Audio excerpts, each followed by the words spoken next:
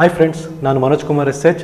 ನಿಮಗೆಲ್ಲ ಸ್ಪರ್ಧಾ ಕರ್ನಾಟಕ ಅಕಾಡೆಮಿಯ ಯೂಟ್ಯೂಬ್ ಚಾನಲ್ಗೆ ಮತ್ತೊಮ್ಮೆ ಸ್ವಾಗತ.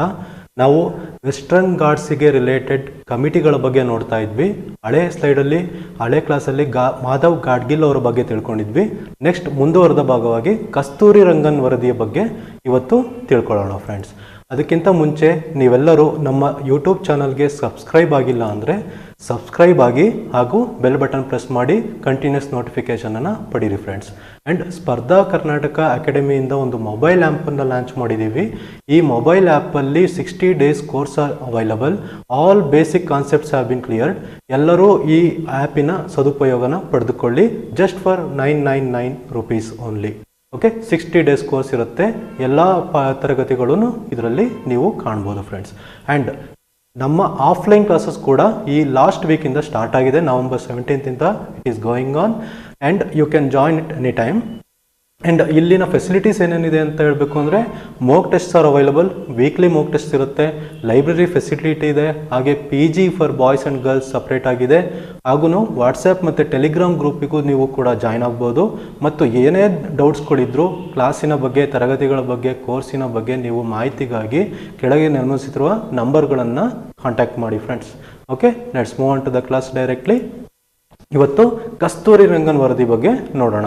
ಹಳೆಯ ಕ್ಲಾಸಲ್ಲಿ ನಾವು ಮಾಧವ್ ಗಾಡ್ಗಿಲ್ ಬಗ್ಗೆ ನೋಡಿದ್ವಿ. ಇವತ್ತು ಕಸ್ತೂರಿ ರಂಗನ್ ವರದಿ ಬಗ್ಗೆ ನೋಡೋಣ. ಈ ಕಸ್ತೂರಿ ರಂಗನ್ ವರದಿ ಯಾಕೆ ಸ್ವಲ್ಪ ನೆನಪಿಸ್ಬೇಕು ಅಂದರೆ, ಹಳೆ ತರಗತಿಯನ್ನು ಮಾಧವ್ ಗಾಡ್ಗಿಲ್ ಕಮಿಟಿಯನ್ನು ಯಾವ ಸರ್ಕಾರಗಳು ಒಪ್ಪಲಿಲ್ಲ. ಆದ್ದರಿಂದ ಕಸ್ತೂರಿ ರಂಗನ್ ವರದಿಯನ್ನು ಸ್ಥಾಪಿಸಲಾಯಿತು. ಇದೇನು ಅಂತ ನೋಡ್ತಾ ಹೋಗೋಣ friends. It is called as high level working group 10 ಅಂತ ಕರಿತೀವಿ. ಓಕೆ, HLWG ಅಂದರೆ high level working group of 10 peoples headed by Kasturi Rangan. ಇವರು ನಿಮಗೆಲ್ಲ ತಿಳಿದಿದೆ, ಇವರೊಬ್ಬ ಸ್ಪೇಸ್ ಸೈಂಟಿಸ್ಟ್ ಆಗಿದ್ರು, ಬಾಹ್ಯಾಕಾಶ ವಿಜ್ಞಾನಿ ಆಗಿದ್ರು, ಹಾಗೂ ಇಸ್ರೋವಿನ ಚೇರ್ಮನ್ ಕೂಡ ಆಗಿದ್ರು. 94 ಇಂದ ಹಿಡಿದು 2003ವರೆಗೂ. Fine, 8 years. ಓಕೆ, 6 + 3.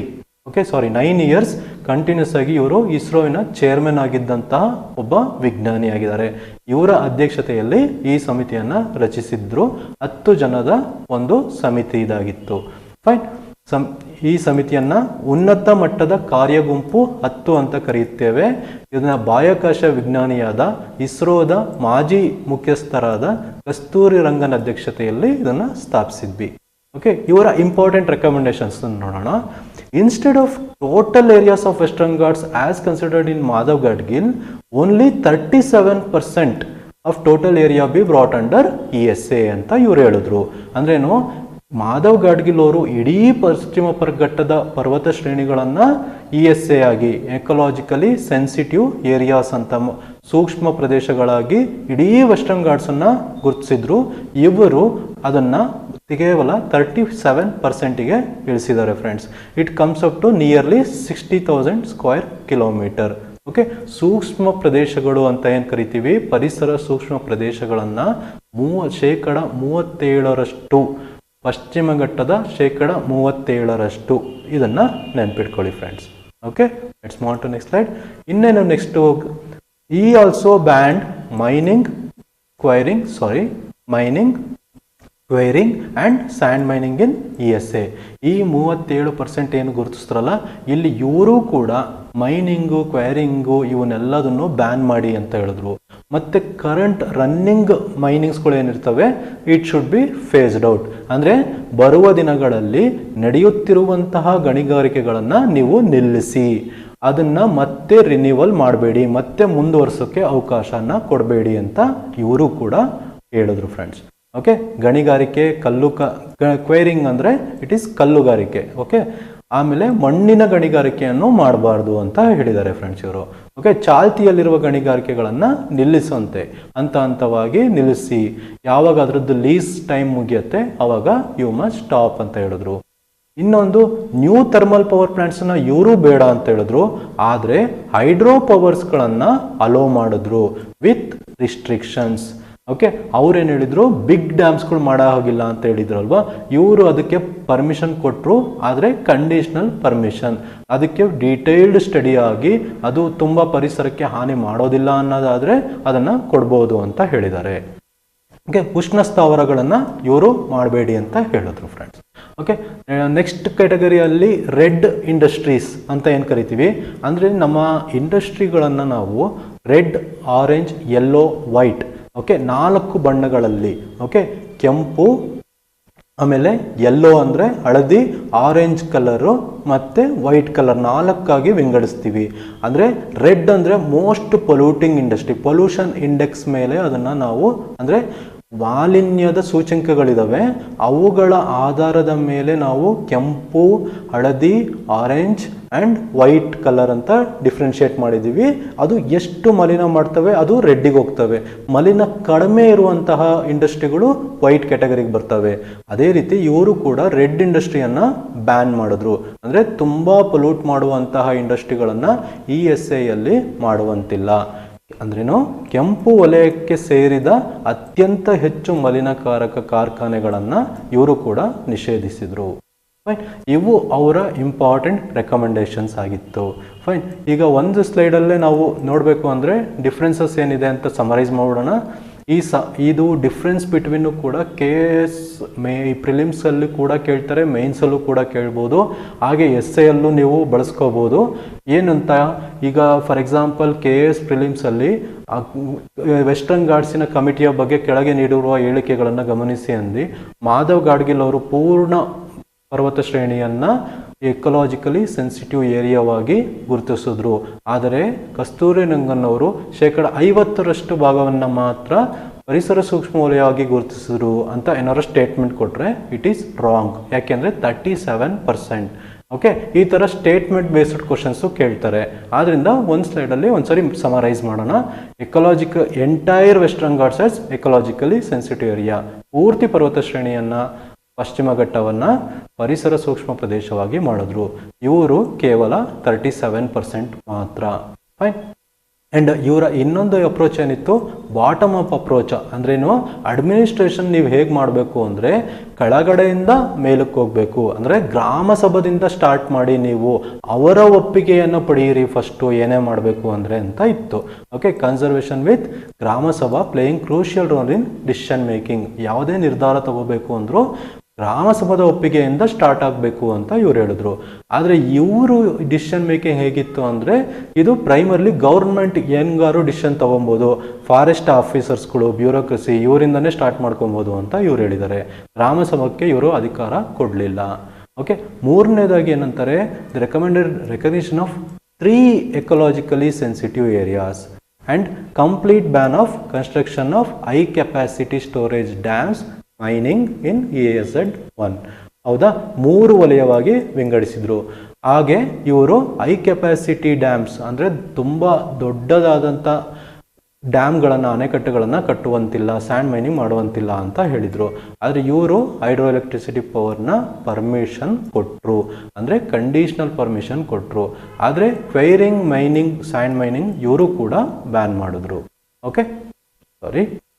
ಆ್ಯಂಡ್ ಇನ್ನೊಂದು ಏನು ಮುಖ್ಯವಾಗಿ, ecology authority, okay Western Ghats ecology ಅಥಾರಿಟಿನ ಸೆಟಪ್ ಮಾಡಿ under ministry of environment, forest and climate change ಅಂತ ಹೇಳಿದ್ರು.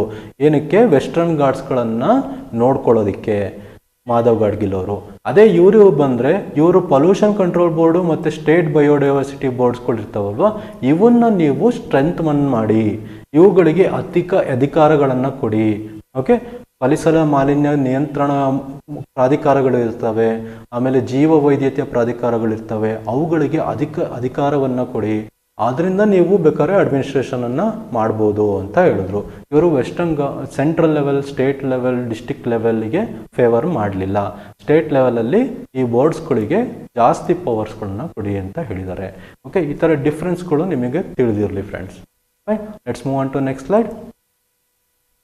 ಈಗಿನ ಪರಿಸ್ಥಿತಿ ಏನಿದೆ ಅಂದರೆ, ಈಗ ಕರೆಂಟ್ ಇಶ್ಯೂ ಏನಿದೆ ಇದರಲ್ಲಿ ಅಂದರೆ, environment ministry has notified the area of 56,000 square kilometer of Western Ghats as ESA as per Kasturirangan. ಏನು, ಕಸ್ತೂರಿ ರಂಗನ್ ಅವರ ರೆಕಮೆಂಡೇಶನ್ ಏನಾಗಿತ್ತು, 37% ಆಫ್ ವೆಸ್ಟರ್ನ್ ಘಾಟ್ಸನ್ನು ನೀವು ಪರಿಸರ ಸೂಕ್ಷ್ಮ ಪ್ರದೇಶವಾಗಿ ಗುರುತಿಸ್ರಿ ಅಂತ ಏನಿತ್ತು, ಅದನ್ನು ಭಾರತ ಸರ್ಕಾರ ಒಪ್ಪಿ ಇವಾಗ ಅಧಿಕೃತವಾಗಿ ಘೋಷಣೆ ಮಾಡಿದೆ. Okay, Environment Ministry has notified 37% of Western Ghats as ecologically sensitive area. ಈಗ ನಮ್ಮ ಸ್ಟೇಟ್ಸ್ಗಳಿಂದ ಈ 6 ಸ್ಟೇಟ್ಸ್ಗಳಿಂದ ನಿಮ್ಮ ಒಪಿನಿಯನ್ ಏನು ಅಂತ ಕೇಳಿದೆ ಕೇಂದ್ರ ಸರ್ಕಾರ. ಇದು ಈಗಿನ ಪರಿಸ್ಥಿತಿ. ಓಕೆ, ಕಸ್ತೂರಿ ರಂಗನ್ ವರದಿಯನ್ನು ಆಧರಿಸಿ ಇದನ್ನು ನೆನ್ಪಿಟ್ಕೊಳ್ಳಿ. ಮಾಧವ್ ಗಾಡ್ಗಿಲ್ ಕಮಿಟಿಯನ್ನು ರಿಜೆಕ್ಟ್ ಮಾಡಿತ್ತು, ಕಸ್ತೂರಿ ರಂಗನ್ ವರದಿಯನ್ನು ಅಕ್ಸೆಪ್ಟ್ ಮಾಡಿದೆ.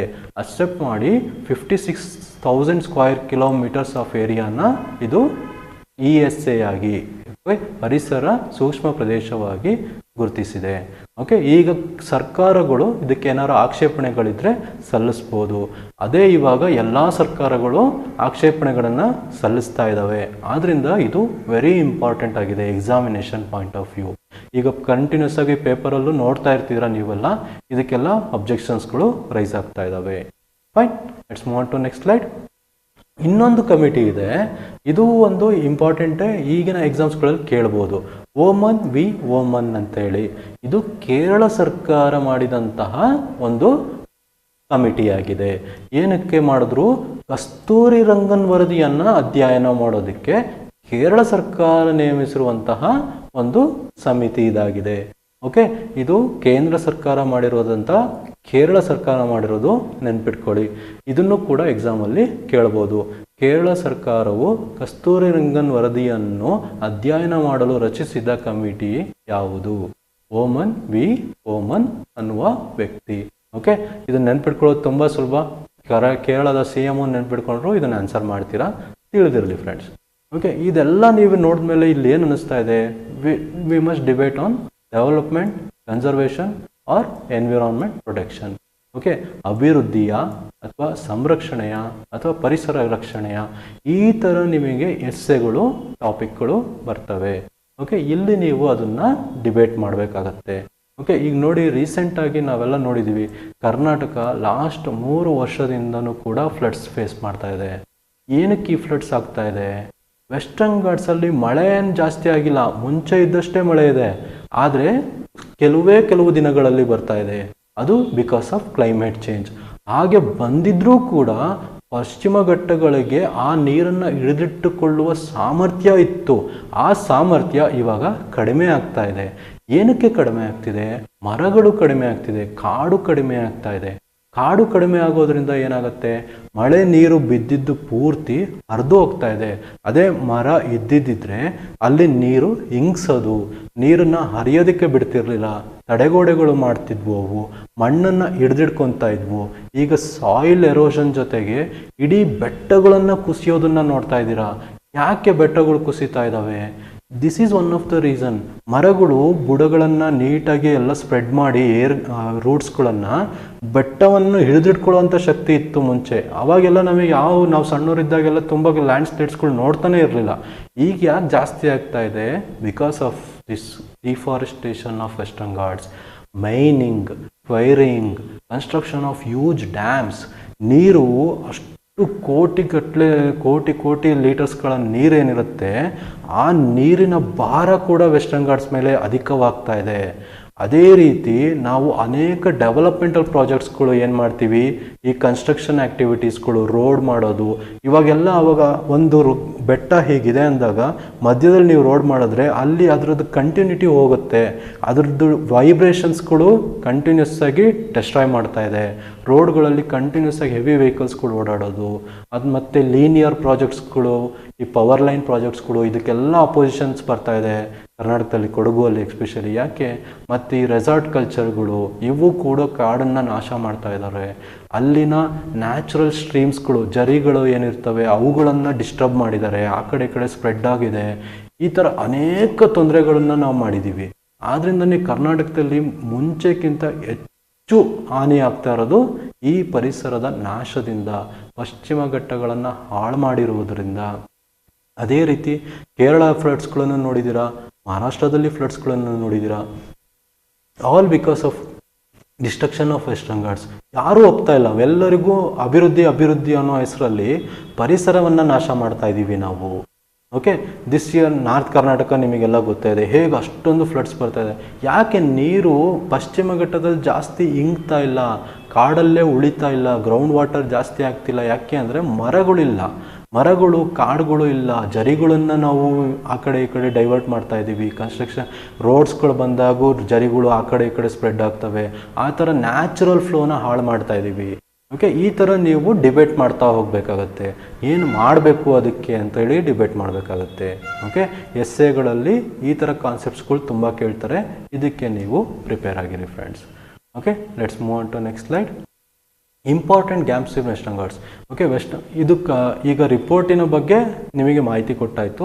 ಪಶ್ಚಿಮ ಘಟ್ಟಗಳ ಮೇಲೆ ತುಂಬ ಕ್ವಶನ್ಸ್ಗಳು ಬರ್ತವೆ. ಅದು ಯಾವ್ಯಾವ ರೂಪದಲ್ಲಿ ಬರ್ತವೆ ಅಂತ ನೋಡೋಣ ಫ್ರೆಂಡ್ಸ್.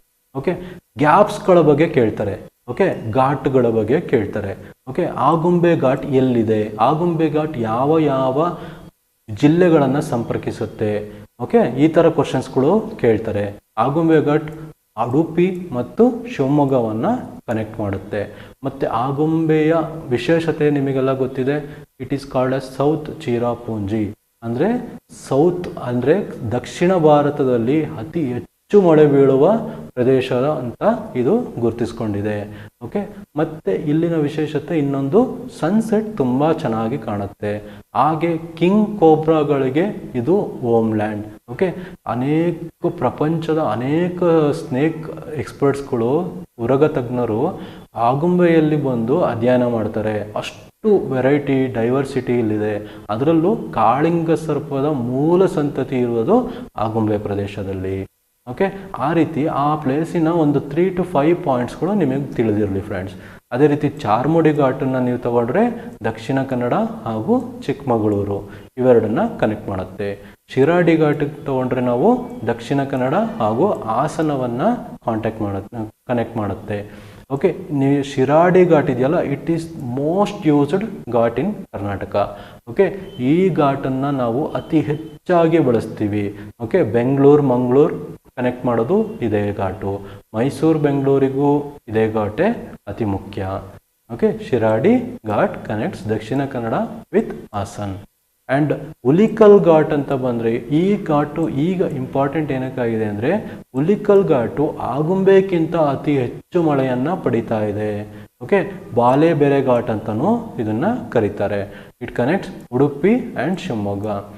ಆಗುಂಬೆಯನ್ನು ಕಳೆದ 10 ವರ್ಷದಲ್ಲಿ 6 ಬಾರಿ ಇದು ಮೀರಿಸಿದೆ.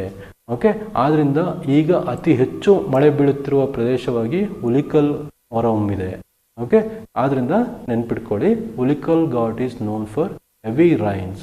ಆಗುಂಬೆಯನ್ನು ಬೀಟ್ ಮಾಡ್ತಾ ಇದೆ, ತುಂಬ ವರ್ಷಗಳು ಬೀಟ್ ಮಾಡಿದೆ. Okay, let's move to next side. ಇನ್ನೂ ಅನೇಕ ಘಾಟ್ಸ್ಗಳಿದ್ದಾವೆ. These are very important ghats. ಈಗ ಕೇರಳಕ್ಕೆ ಬಂದರೆ ಪಲ್ಲಕ್ಕಾಡ್ ಗ್ಯಾಪ್ ಅಥವಾ ಪಾಲ್ಘಾಟ್ ಗ್ಯಾಪ್ ಅಂತ ಕರಿತೀವಿ. ಇದು ಕೂಡ ಒಂದು ಮೌಂಟೈನ್ ಪಾಸ್ ಆಗಿದ್ದು ವೆಸ್ಟರ್ನ್ ಘಾಟ್ಸ್ನಲ್ಲಿ ಕೊಯಂಬಟೂರ್, ತಮಿಳುನಾಡಿನ ಕೊಯಂಬಟೂರ್ ಡಿಸ್ಟಿಕ್ಕನ್ನು ಕೇರಳದ ಪಲ್ಲಕ್ಕಾಡ್ ಡಿಸ್ಟಿಕ್ಕಿಗೆ ಕನೆಕ್ಟ್ ಮಾಡುತ್ತೆ. ಈ ಪಲ್ಲಕ್ಕಾಡಿಂದನೇ ಈ ಹೆಸರು ಇದಕ್ಕೆ ಬಂದಿದೆ. ಓಕೆ, ಈ 2 ಡಿಸ್ಟಿಕ್ಸ್ಗಳನ್ನು ಕನೆಕ್ಟ್ ಮಾಡುತ್ತೆ. It is very very important ghat connecting Tamil Nadu with Kerala. Fine. ಕೊಯಂಬಟೂರಿಂದ ಪಾಲಕ್ಕಾಡ್ ಅನ್ನೋ ಊರು. ತಾಲ್ ಘಾಟ್ ಅಥವಾ ಕಸರಾ ಘಾಟ್ ಅನ್ನೋದು ನಾಸಿಕ್ ಮತ್ತು ಮುಂಬೈಯನ್ನು ಕನೆಕ್ಟ್ ಮಾಡುತ್ತೆ. ಓಕೆ, ಈ 2 ಇಂಪಾರ್ಟೆಂಟ್ ಸಿಟೀಸ್ಗಳನ್ನು ಕನೆಕ್ಟ್ ಮಾಡುವಂಥದ್ದು ತಾಲ್ ಘಾಟ್, ಕಸರಾ ಘಾಟ್ ಅಂತೇಳಿ. ಓಕೆ, ಬೋರ್ ಘಾಟ್ ಅಂತ ಇನ್ನೊಂದಿದೆ. ಇದು ಮುಂಬೈ ಮತ್ತು ಪೂನಾ ಮಧ್ಯದಲ್ಲಿದೆ. ಓಕೆ, ಯಾವ ಪ್ಲೇಸನ್ನು ಕನೆಕ್ಟ್ ಮಾಡುತ್ತೆ ಅಂತ ತುಂಬ ಎಕ್ಸಾಮ್ಸ್ಗಳಲ್ಲಿ ಕೇಳಿದ್ದಾರೆ. ಆದ್ದರಿಂದ ಇದನ್ನು ಗಮನಿಸಿ ಓದ್ಕೊಳ್ಳಿ ಫ್ರೆಂಡ್ಸ್. ನೆಕ್ಸ್ಟ್ ಬಂದರೆ ಇಂಪಾರ್ಟೆಂಟು ಫಾಲ್ಸ್ಗಳ ಬಗ್ಗೆ. ಓಕೆ, ಗೇರುಸೊಪ್ಪ ಫಾಲ್ಸ್ ಅಂತಲೂ ಕರಿತೀವಿ ಅಥವಾ ಜೋಗ ಅಂತಲೂ ನಮ್ದೇನು ಕರಿತೀವಿ. ಓಕೆ, ಈ 2 ಪದಗಳು ಒಂದೇ. ಗೇರುಸೊಪ್ಪ ಫಾಲ್ಸ್ ಅಂದ್ರೂ ಒಂದೇ, ಜೋಗ್ ಫಾಲ್ಸ್ ಅಂದ್ರೂ ಒಂದೇ. ಓಕೆ, ಇದು ಶರಾವತಿ ನದಿ ಮೇಲೆ ಇದೆ. Okay, this is highest waterfall in India. ಭಾರತದಲ್ಲೇ ಅತಿ ಹೆಚ್ಚು ಎತ್ತರದಿಂದ ನೀರು ಧುಮುಕುವ ಜಲಪಾತವೇ ಜೋಗ ಜಲಪಾತ. ಓಕೆ, ಕರ್ನಾಟಕದಲ್ಲೇ ಅಷ್ಟೇ ಅಲ್ಲದೆ ಇಡೀ ಭಾರತದಲ್ಲೇ ಇಷ್ಟು ಎತ್ತರವಾದ ಜಲಪಾತ ಇನ್ನೊಂದಿಲ್ಲ. ಫೈನ್. ಶರಾವತಿ ರಿವರ್ ಮೇಲೆ ಇರುವಂತಹ ವೆಸ್ಟರ್ನ್ ಘಾಟ್ಸ್ನಲ್ಲಿರುವಂತಹ ಜೋಗ್ ಫಾಲ್ಸ್ ಅಥವಾ Gerusoppa falls is the highest waterfall in India. Next ನಾವು ನೋಡಬೇಕು ಅಂದರೆ ಕೊಡೈಕೆನಾಲ್. ನಿಮಗೆಲ್ಲ ತಿಳಿದೇ ಇದೆ ಹೌದಾ? ತಮಿಳುನಾಡಲ್ಲಿರುವಂತಹ ಪಳನಿ ಹಿಲ್ಸ್ನಲ್ಲಿ ನಾವು ಕಾಣ್ತೀವಿ. ಅದೇ ಊಟಿ ಅಥವಾ ಉದಗಮಂಡಲಂ ಅಂತ ಏನು ಕರಿತೀವಿ, ಇದು ನೀಲಗಿರಿ ಪರ್ವತ ಶ್ರೇಣಿಯಲ್ಲಿ ನಾವು ಕಾಣ್ತೀವಿ. ಓಕೆ, ಇದನ್ನು ಕೂಡ ಕೇಳ್ಬೋದು. Kodaikanal is in Palani hills, Nilgiri hills, Doddabetta hills, ಆ ಥರ ಬೇರೆ ಬೇರೆ ಪ್ರಶ್ನೆಗಳು ಬರ್ಬೋದು. ಆದ್ದರಿಂದ ನೆನ್ಪಿಟ್ಕೊಳ್ಳಿ, Kodaikanal is in Palani hills, Ooty is in Nilgiri hills.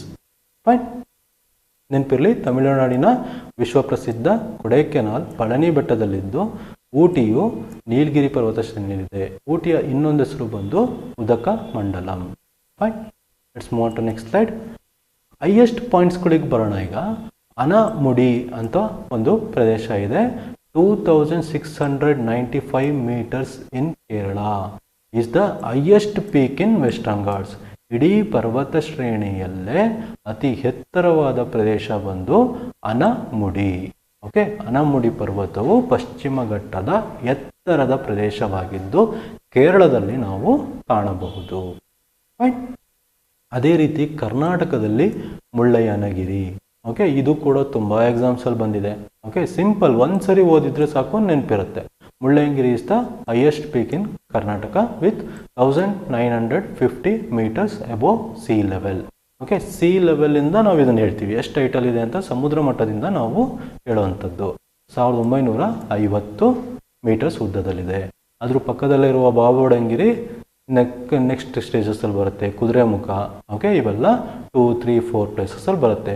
ಕರ್ನಾಟಕದ್ದು ಅತಿ ಹೆಚ್ಚು 4 ಪರ್ವತಗಳನ್ನು ನೆನ್ಪಿಟ್ಕೊಳ್ಳಿ. ಯಾಕೆಂದರೆ ಇನ್ಕ್ರೀಸಿಂಗ್ ಅಥವಾ ಡಿಕ್ರೀಸಿಂಗ್ ಆರ್ಡ್ರಲ್ಲೂ ಕೇಳ್ಬೋದು. ಇನ್ನು ಬೇಕು ಅಂದ್ರೆ ತಮಿಳ್ನಾಡು, ಕೇರಳದ್ದು ಕೂಡ ಫಸ್ಟ್ 3, ಅದಕ್ಕೆ ಟಾಪ್ 3 ಅನ್ನು ನೆನಪಿಟ್ಕೊಳ್ಳೋಕ್ಕೆ ಟ್ರೈ ಮಾಡಿ. ವೆಸ್ಟರ್ನ್ ಘಾಟ್ಸ್ ಬಗ್ಗೆ ಇನ್ನೊಂದು ಇಂಪಾರ್ಟೆಂಟ್ ಮಾಹಿತಿ ಕೊಡಬೇಕು ಅಂದರೆ, Western Ghats are older than Himalayas.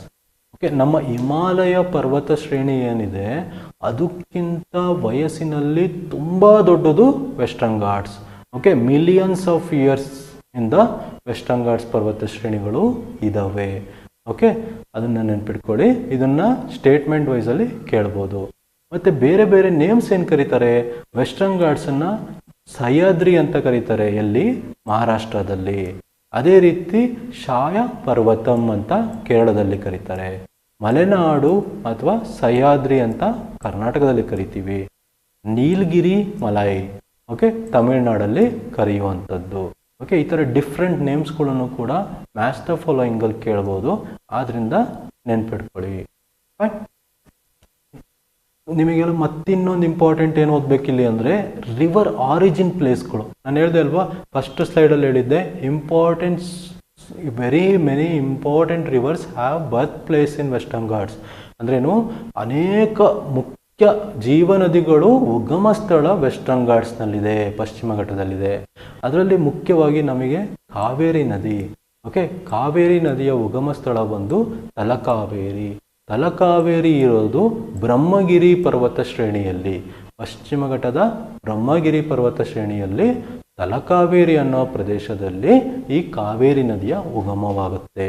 ನಿಮಗೆಲ್ಲ ಈ ವರ್ಷದ ಈ ನ್ಯೂಸ್ನನ್ನು ನೋಡಿದರೆ ಈ ಬ್ರಹ್ಮಗಿರಿ ತುಂಬ ನ್ಯೂಸಲ್ಲಿತ್ತು. ಏನಕ್ಕೆ? ಅಲ್ಲಿನ ಬೆಟ್ಟ ಜಾರಿತ್ತು. ಓಕೆ, ಅಲ್ಲಿ ಎಷ್ಟೋ ಕೊಂದು ಜನ ಸತ್ರು. ಓಕೆ, ಇನ್ನು ನೋಡಿ, ಈ ಥರ ನಾವು ವೆಸ್ಟರ್ನ್ ಘಾಟ್ಸನ್ನು ಹಾಳು ಮಾಡ್ತಿರೋದ್ರಿಂದ ನಮ್ಮ ಜೀವನದಿಯ ಮೂಲದಲ್ಲೇ ನಮಗೆ ತೊಂದರೆ ಆಗ್ತಾ ಇದೆ. ವಾಟ್ ಇಫ್ ಕಾವೇರಿಯ ಉಗಮ ಸ್ಥಳದ ಬೆಟ್ಟವು ಪೂರ್ತಿಯಾಗಿ ಕುಸಿತು ಅದು ಬೇರೆ ಕಡೆಗೆ ಟರ್ನ್ ಆದರೆ, ತಮಿಳ್ನಾಡು ಕಡೆಗೆ ಟರ್ನ್ ಆದರೆ, ರಿವರು ಕೊಡಗುಯಿಂದ ಕರ್ನಾಟಕದಿಂದ ತಮಿಳ್ನಾಡಿಗೆ ಹೋಗ್ತಾ ಇದೆ, ಈಗ ಡೈರೆಕ್ಟ್ ತಮಿಳ್ನಾಡಿಗೆ ಹೋಗೋ ಥರ ಬೆಟ್ಟಗಳು ಕುಸಿತು ಚೇಂಜಸ್ ಆದರೆ ರಿವರ್ ಕೋರ್ಸ್ಗಳು, ಎಲ್ಲಿಂದ ಬರುತ್ತೆ ನೀರು ಕರ್ನಾಟಕಕ್ಕೆ? ಓಕೆ, ಈ ಥರ ಅನೇಕ ದೊಡ್ಡ ದೊಡ್ಡ ಪ್ರಾಬ್ಲಮ್ಸ್ಗಳಿದೆ ಫ್ಯೂಚರಲ್ಲಿ. If we do not implement the recommendations of various committees like Madhav Gadgil or Kasturirangan, or at least some concern should be there. Okay, ಸ್ವಲ್ಪನಾರು ಕಾಳಜಿ ವಹಿಸ್ಬೇಕಲ್ವ ನಾವು ಪಶ್ಚಿಮ ಘಟ್ಟದ ಬಗ್ಗೆ. ಫೈನ್, ಅದೇ ನೋಡಿ, ಆರಂಗಿ ಅನ್ನೋದು ಕಾವೇರಿಯ ಉಪನದಿ. Okay, it is A tributary of Kaveri. ಅದು ಕೂಡ ಪುಷ್ಪಗಿರಿ ಪರ್ವತ ಶ್ರೇಣಿಯಲ್ಲಿ ಹುಟ್ಟುತ್ತೆ. ಹೇಮಾವತಿ ನದಿ ಬಂದು ಬಲ್ಲರಾಯನ ದುರ್ಗ ಅನ್ನುವ ಪ್ರದೇಶದಲ್ಲಿ ಹುಟ್ಟುತ್ತೆ. ಅದೇ ರೀತಿ ಕಬಿನಿ, ಲಕ್ಷ್ಮಣ ತೀರ್ಥ, ಅರ್ಕಾವತಿ ಇವೆಲ್ಲ ನದಿಗಳು ಕೂಡ ಉಗಮ ಸ್ಥಳ ಇರೋದು ವೆಸ್ಟರ್ನ್ ಘಾಟ್ಸ್ನಲ್ಲೇ. ತುಂಗಾ ನದಿ ಹುಟ್ಟೋದು ಕೂಡ ವೆಸ್ಟರ್ನ್ ಘಾಟ್ಸಲ್ಲಿ, ಕಾಳಿ ನದಿ ಹುಟ್ಟೋದು ವೆಸ್ಟರ್ನ್ ಘಾಟ್ಸಲ್ಲಿ, ಭದ್ರಾ ನದಿ ಹುಟ್ಟೋದು ವೆಸ್ಟರ್ನ್ ಘಾಟ್ಸಲ್ಲಿ, ಪ್ರತಿಯೊಂದು ನದಿಗಳು, ಕೃಷ್ಣಾ ನದಿ ಹುಟ್ಟೋದು ಮಹಾಬಲೇಶ್ವರ. ಓಕೆ, ಎಲ್ಲ ಪ್ರಮುಖ ನದಿಗಳು, ಸೌತ್ ಇಂಡಿಯಾದ ಪ್ರಮುಖ ನದಿಗಳ ಉಗಮ ಸ್ಥಳವೇ ಪಶ್ಚಿಮ ಘಟ್ಟಗಳು. ಪಶ್ಚಿಮ ಘಟ್ಟಗಳನ್ನು ಸಂರಕ್ಷಿಸುವುದು ಪ್ರತಿಯೊಬ್ಬರ ಹೊಣೆ. ಅದನ್ನು ನಾವು ಮಾಡಬೇಕಾಗಿದೆ. ಫೈನ್, ಈಗ ಅರ್ಥ ಆಯ್ತಲ್ವಾ ನಿಮಗೆ ಏನೇನು ಓದಬೇಕು ವೆಸ್ಟರ್ನ್ ಘಾಟ್ಸ್ನಲ್ಲಿ ಅಂದರೆ? ನದಿಗಳ ಬಗ್ಗೆ ಓದಬೇಕು, ಎಷ್ಟು ಪಾಯಿಂಟ್ಸ್ಗಳ ಬಗ್ಗೆ ಓದಬೇಕು, ಘಾಟ್ಸ್ಗಳ ಬಗ್ಗೆ ಓದಬೇಕು, ಅಲ್ಲಿನ ಪ್ರದೇಶಗಳ ಪ್ರಾಮುಖ್ಯತೆಗಳ ಬಗ್ಗೆ ಓದಬೇಕು, ಹಾಗೆ ರೆಕಮೆಂಡೇಶನ್ಸ್ಗಳ ಬಗ್ಗೆ ಓದಬೇಕು. ಇದು ಎಸ್ಸೆಗಳಲ್ಲಿ ಬರುತ್ತೆ. ಆವಾಗ ಆ ಟೈಮಲ್ಲಿ ನೀವು ಎಲ್ಲ ಫ್ಯಾಕ್ಚುಯಲ್ ಇನ್ಫಾರ್ಮೇಷನನ್ನು ಕಲೆಕ್ಟ್ ಮಾಡಿಕೊಂಡು ಒಂದು ಸುಂದರವಾದ ಎಸ್ಸೆಗಳನ್ನು ಬರೀಬೋದು.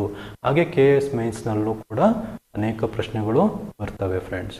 ಓಕೆ, ನಿಮಗೆಲ್ಲ ಮಾಧವ್ ಗಾಡ್ಗಿಲ್ ಹಾಗೂ ಕಸ್ತೂರಿ ರಂಗನ್ ವರದಿ ಅರ್ಥ ಆಗಿದೆ ಅನ್ಕೊತೀನಿ. ವೆರಿ ಇಂಪಾರ್ಟೆಂಟ್ ಪಾಯಿಂಟ್ಸ್ಗಳು ಏನೇನು ಇಲ್ಲಿ ಗಮನಿಸಬೇಕು ಅನ್ನೋದನ್ನು ಅರ್ಥ ಆಗಿದೆ ಅಂತ ಅನ್ಕೊತೀನಿ. Let's meet in the next class with many other important topic. ಅಲ್ಲಿವರೆಗೂ me signing off. Thank you.